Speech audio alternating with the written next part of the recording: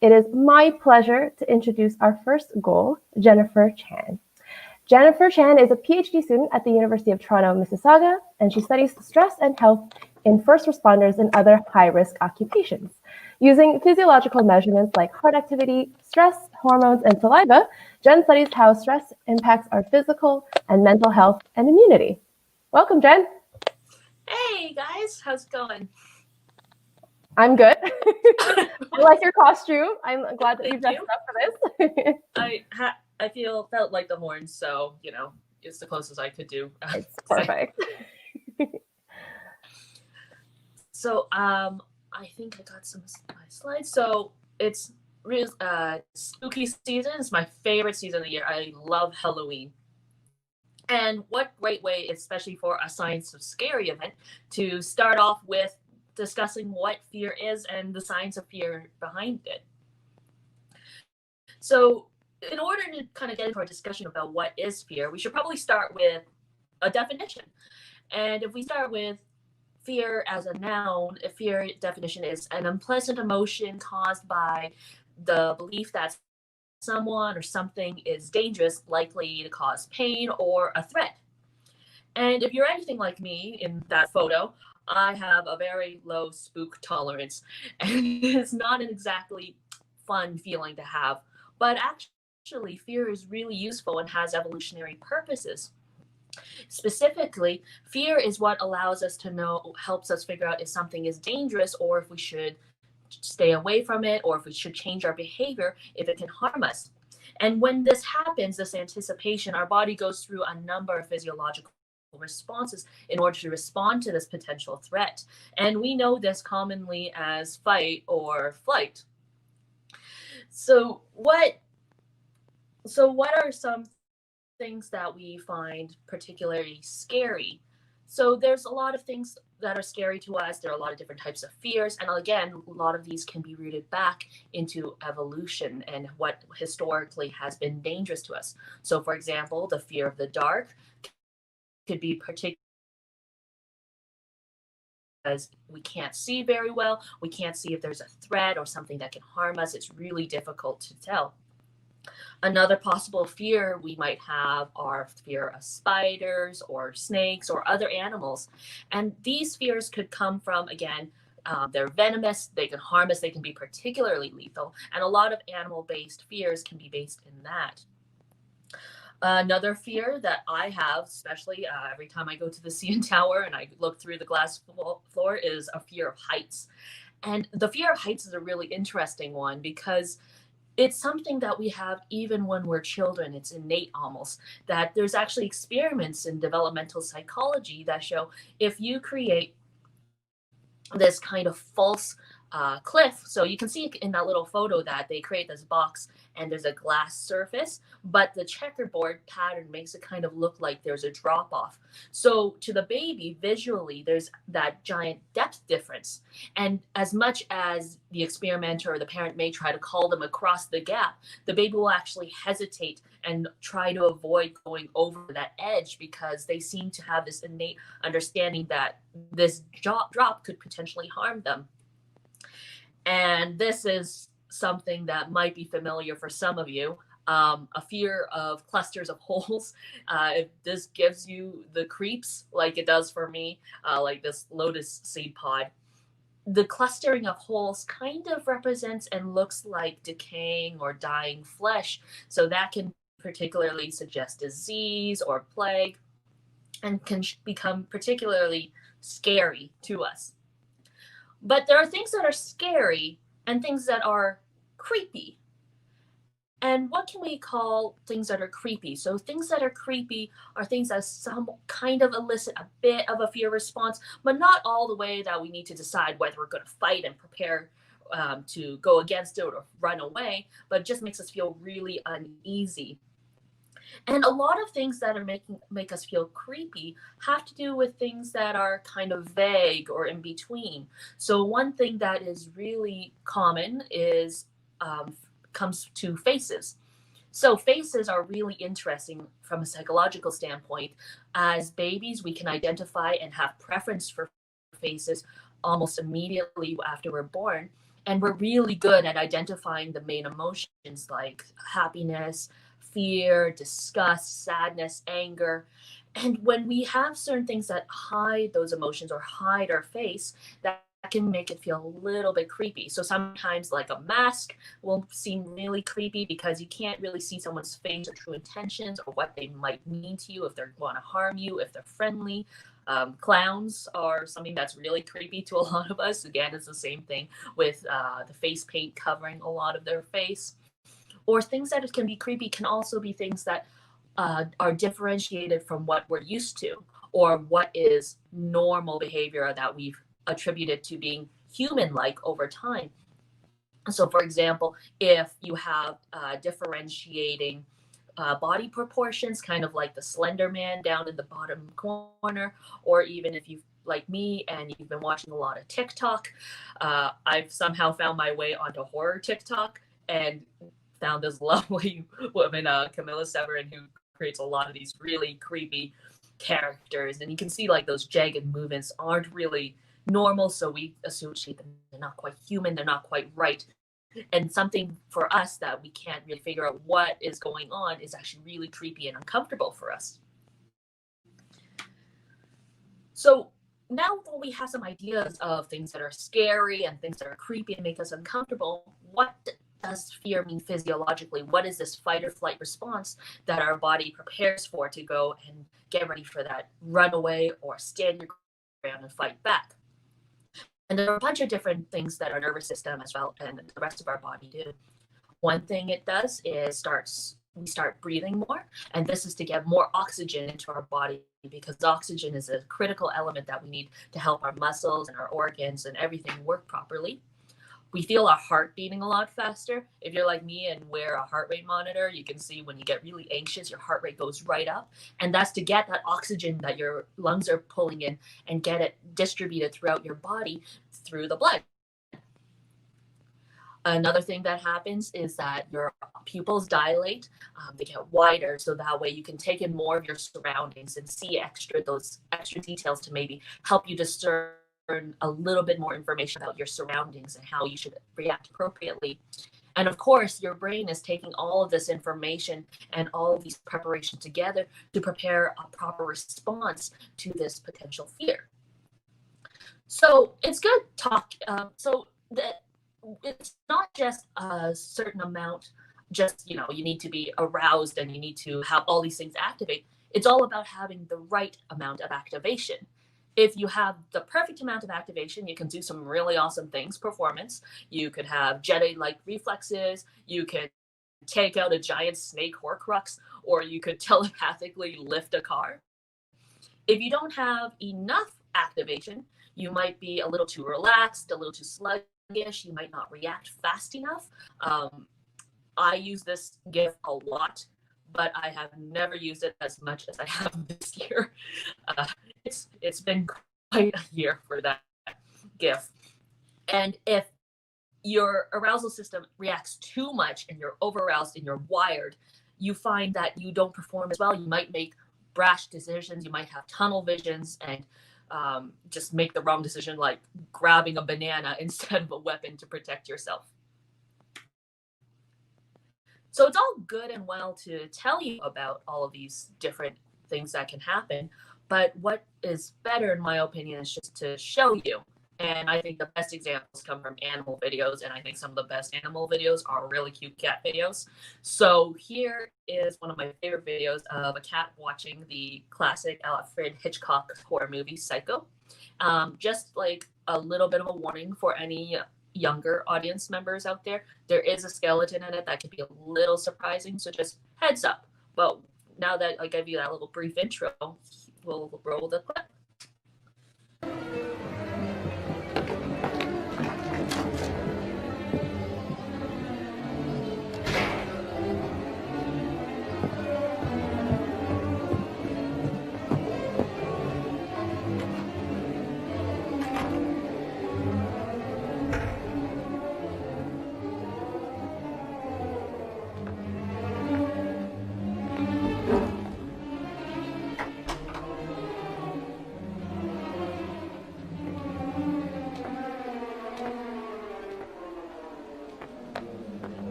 Great.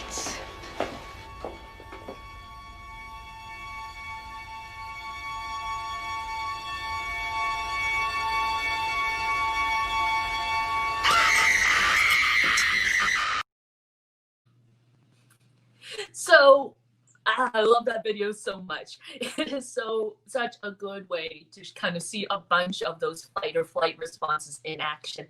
And even though the cat probably was more reacting to the sound rather than what was actually happening on screen, we get to see some really cool behaviors that we mimic what we do also.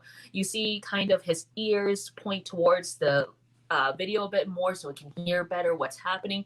You can even see some of its hair start rising on his back, and at one point you see its pupils get really big, and finally you see kind of it get back on his haunches, prepared to kind of react in case something happens, and finally at the end, when you have that climax of the skeleton popping up and she screams, it decides, nope, I'm out of here, and just runs right out. And I think it's just a really fun and interesting way of showing how quickly our body can respond to these things and how almost it's happening without us really even noticing. Excuse me. So while we don't like scary things and we should stay away from these things that could potentially harm us, we seem to have a really particular fixation and interest in creepy things and the horror genre because it's been around for really centuries even. And it just pervades over and over again, and we seem to just love our horror movies. But why would we like something that is scary and can show us threat and harm, especially when we're watching something like a horror movie at home and we're supposed to feel safe and happy? And it's actually the fact that because we're watching at home, we feel safe and happy that has to actually do with it. So while we don't like things that are scary and can hurt us, we actually like a little bit of risk and a little bit of fear when we're in a controlled environment. And this can link back to a bunch of different hormones that are released during the experience of watching a scary movie. So first, while you're watching the movie, you have adrenaline, and this is the active hormone that happens when you're running or you're really stressed. And while you're watching a horror movie and you're watching someone get chased through the forest by the evil villain. But because you're at home and you know you're safe and you're in a controlled environment and the thing on the screen isn't going to jump out and you're not really at risk or in danger, serotonin is released. And this is a relaxing hormone letting you know everything's okay, you're safe, you're not going to be harmed. And once you finish that horror movie, you get a shot of dopamine. And dopamine is the chemical that's related to reward, that's saying, good job, you survived the movie, you survived this slightly scary experience, and you got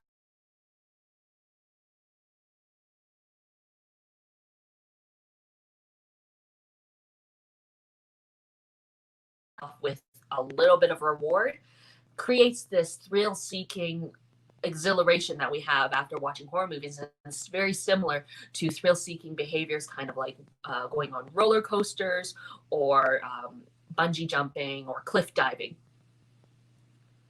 However, sometimes when we watch these things, fear goes a little too far, and it's really difficult for our body to figure out what's really going to harm us and what isn't really going to harm us, and it gets really mixed up. And some disorders that can happen are things like PTSD, post-traumatic stress disorder, different kinds of phobias like we talked about, as well as high levels of anxiety and stress. And this can over time really drain on our body and our resources and really exhaust us. So what are some ways that we can get past these fears or conquer our fears? And one of the ways that we do it is through what's called exposure therapy. So exposing the individual to the thing they're afraid of. Now, we can't just expose them straight up to what they're afraid of. So they're afraid of, for example, like this cartoon, they're afraid of confined spaces, the dark, and heights. You can't just lock them in a box and suspend them off of a skyscraper. You have to do it gradually and build up the tolerance until you become less afraid of the thing. So, for example, if you're afraid of spiders, what you might want to do is start with something really cute, like Lucius the Spider, which is a really sweet animated YouTube series of this little tiny spider that goes on little adventures. And it's a kind of, not as creepy. It has really big eyes, so it's really cute. And it's a good way maybe to start if you were afraid of spiders. And then from there, you might want to upgrade a little bit more to perhaps videos of actual spiders. So, for example, this is a peacock spider. I actually think these are really cute because they have these really bright backsides that they lift up, and when they mate, they do these little dances to try to get the female's attention. And it's really cute and kind of a nice upgrade. So you're going to, okay, again, it's a real spider, but again, not as scary. It's a little silly looking, a little goofy. Okay, once you get used to that, maybe you might present someone a spider in a jar. So, okay, this is a spider in real life right in front of you, but it's inside a jar, so it can't touch you, can't get directly against you. And then finally, from there, you might upgrade to trying to hold a spider instead, and leading to that final step of maybe eventually, and over a very long time, conquering your fear of spiders. And this can be applied to most fears, that as long as you in a controlled environment where you're safe and you're surrounded by people you trust, slowly introduce these fears in a gradual pattern to slowly overcome them. And now that we have talked about stress and fear and how to come over it, hopefully next time you watch a scary movie, you will be able to get not as afraid, but hopefully with a bit of knowledge, not be able to fall asleep with the lights off. So thanks, you guys. It's really fun being here, and that's what I offer you. Thank you so much, Jen, for that presentation. I loved all the GIFs that you were using and all the illustrations. It was great. Again, just a reminder for our audience, if you have any questions or comments, please feel free to put them in the chat box, tweet at us, or send us an email. We'll be directing or addressing them now. Your presentation actually reminded me of a quote that I found, apparently from Stephen King, who said, "We make up horrors to help us cope with the real ones." I think is very fitting. It's a good way. It's in a way like, when you watch zombie movies and stuff, it's like, oh, well, the world isn't as scary as it is in fiction, because you always have that comparison of like, it's safe, and then, the world's literally on fire right now. So yeah, who knows? And, we got like a zombie plague basically coming, but. Right. And that's great because we also have a zombie presentation coming up later as well. So that's a great reference. So actually we found this apparently scientific study that determined the scariest movie ever. Now, if you were to do a study like that, how would you sort of go about conducting the study? Sorry, you broke up a little bit there. Oh, sorry. I was asking if you had to conduct a study to find the scariest movie ever, what are some of the things that you would do to make it happen? I would you'd want to get a lot of different people of all types of different ages, different backgrounds, different spook tolerances. I would definitely want to measure their arousal. So a lot of those physiological responses that happen, like breathing and heart rate, are really useful as far as objectively measurable responses to fear. And, with very controlled timing, you can show them very scary movies and things like that. It would be a really fun way to measure that. Yeah. So we actually found one that determined the scariest movie ever by broadband choices, oddly. I didn't expect that source. And they actually tracked the heart rates of 50 people of different ages, and they watched over 100 hours of scary movies with, this is apparently important, a 5.1 surround sound.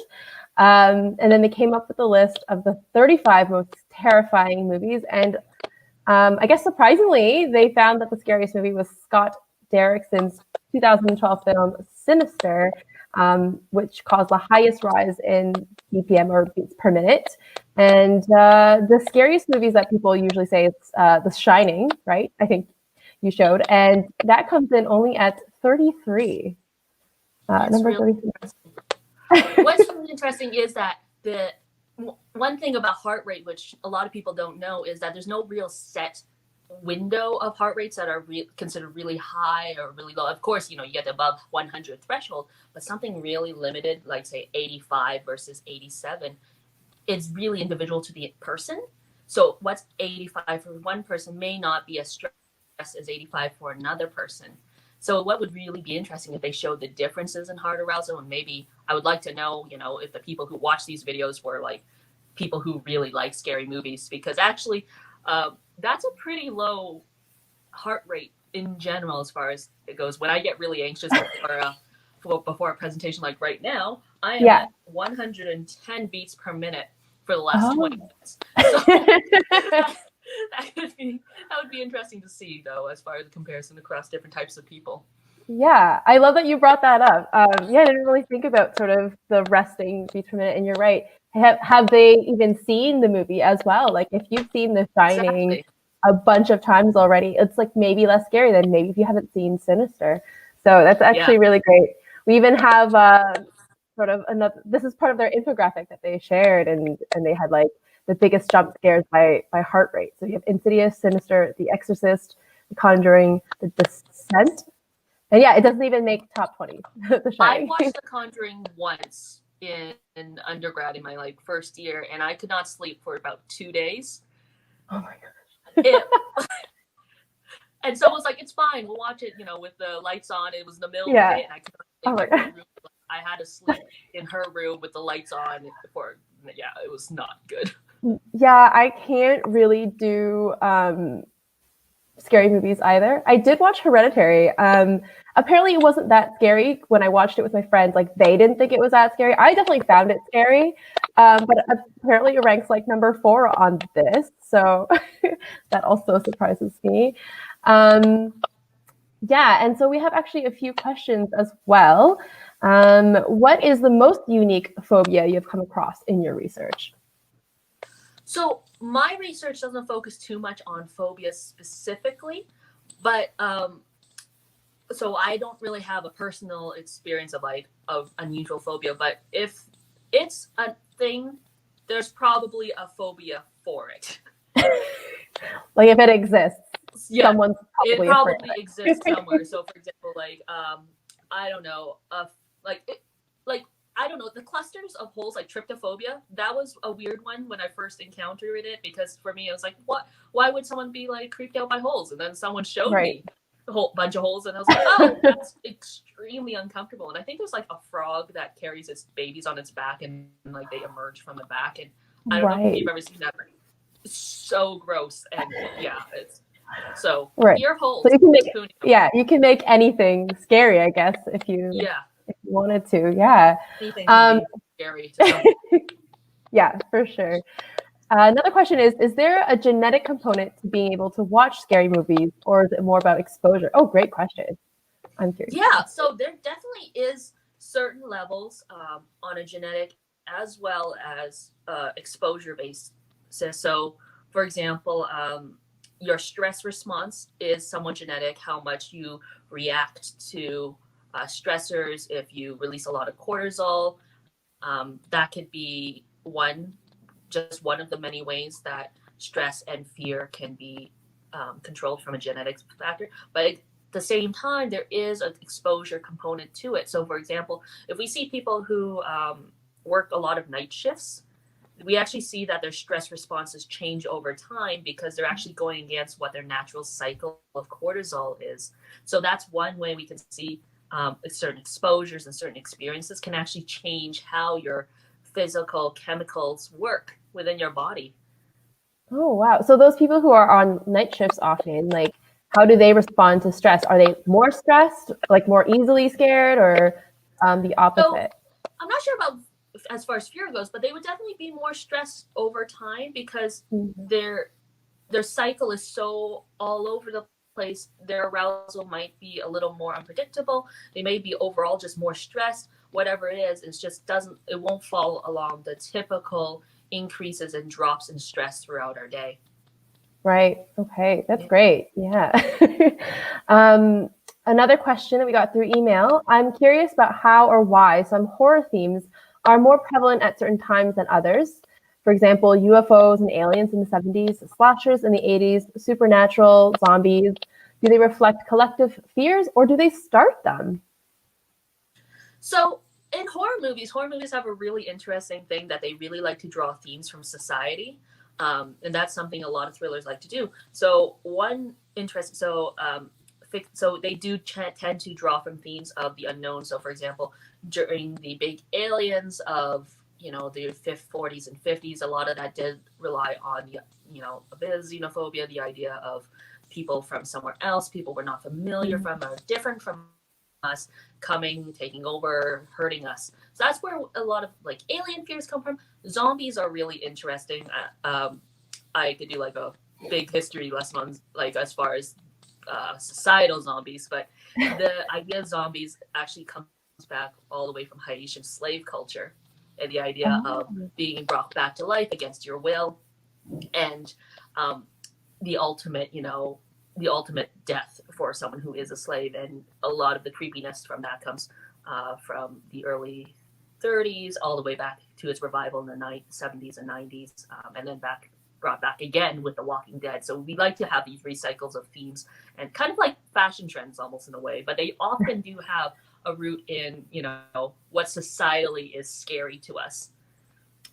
Oh, wow. I had no idea about that zombie history. So thank you so much for sharing that. And now I feel like I might just go research like all the different horror themes and like where they're connected in terms of societal sort of trends.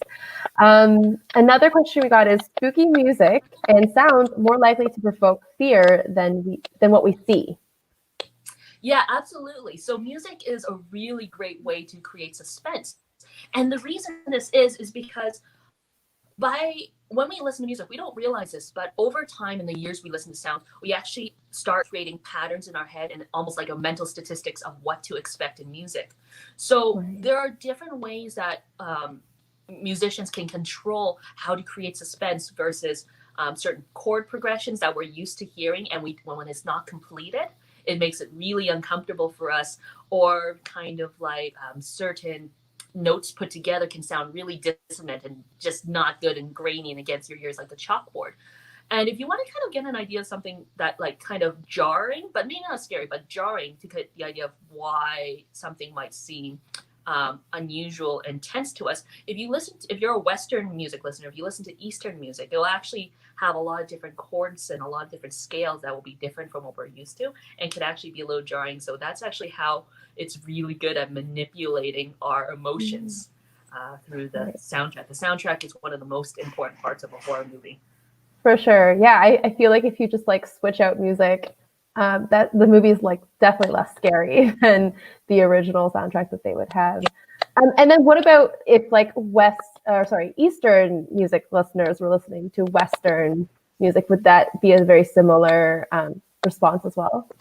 It depends. There's certain things that, for example, we have chords that are very happy sounding. So like major chords, they sound really complete. That is pretty universal as far as between cultures go. The difference between Eastern cultures and the Western cultures as far as the scale and the chords tend to be they have a wider range of them. In comparison, Western, or at least basic Western music in comparison is a little more standard, a little more basic. So we have not as broad of a range in those kind of things. Oh, good to know. Nice, a little bit of music theory in here. Yeah, so I think that's it for our questions. Thank you so much, Jen, for your great presentation and all your amazing answers. I feel like I learned a lot in a really short amount of time. Thank you so much. Thanks for having me.